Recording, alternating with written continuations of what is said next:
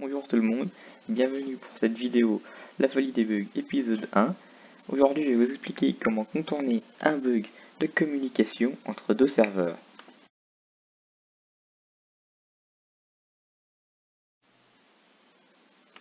Mais avant toute chose, il faut déjà comprendre ce qu'est un bug. Un bug est un dysfonctionnement informatique. Ce mot est généralement utilisé pour le software, c'est-à-dire le logiciel. Par exemple, une erreur dans un programme qui cause un dysfonctionnement est un bug. Le mot bug a pour origine une panne dans un ordinateur qui avait été causée dans les années 40 par un insecte et un jeu de mots dans le rapport de dysfonctionnement.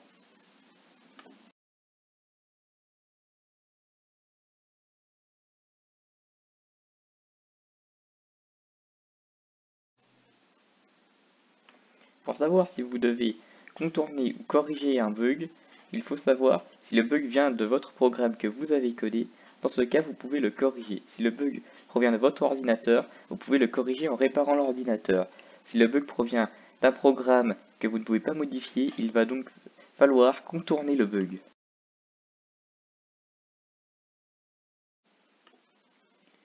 Maintenant, je vais pouvoir vous apprendre à identifier et contourner un bug de communication entre deux serveurs. Dans le scénario où vous cliquez sur le lien, mais il vous renvoie un message d'erreur. Le bug pourrait être lié soit au logiciel, donc au programme, ou au matériel, donc aux cartes réseau. Mais dans le cas présent, il sera lié au logiciel. Maintenant, je vais vous apprendre à identifier à quoi correspondent les messages d'erreur avec l'exemple de ceux que l'on peut avoir en essayant d'accéder à Pronote via un des liens sur Eclat qui ne fonctionne pas.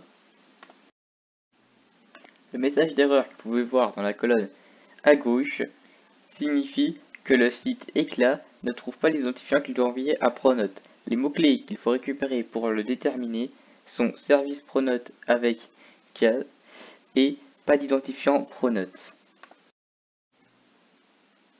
Cette fois-ci, le message d'erreur de la colonne de gauche signifie qu'Eclat n'arrive pas à faire charger le layout de Pronote à cause du Kirksmod.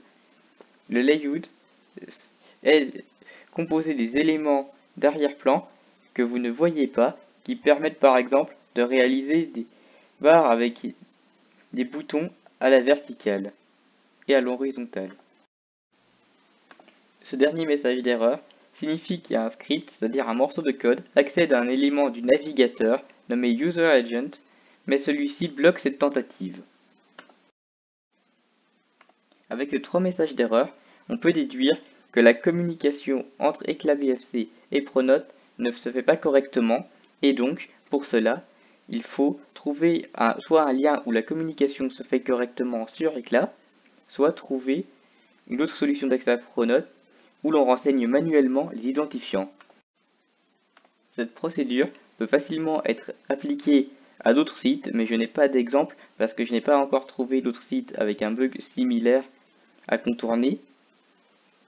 Et donc pour cela, il suffit de changer les noms des sites et de vérifier que l'on ait bien les mêmes messages d'erreur ou des messages d'erreur qui ne veulent rien dire du tout, qui n'ont aucun impact, en plus de ceci. Merci d'avoir regardé la vidéo et à plus tard.